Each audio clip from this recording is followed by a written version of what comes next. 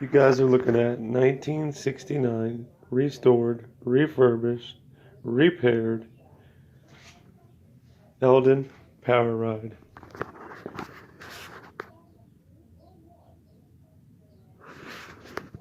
Totally customizable, working, and takes charge.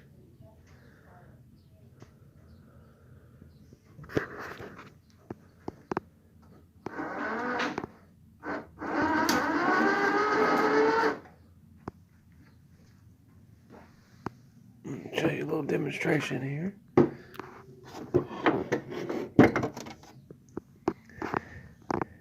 Forward.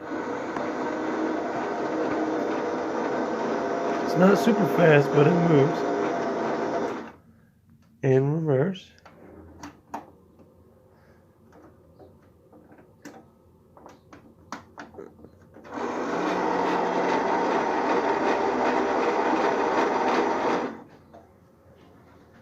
There's a charger. Reinforced steering column. Seat's been epoxied due to a small crack. All the wiring's been redone. New headlights. And the old school original charging port in the back. Just the upgraded charger.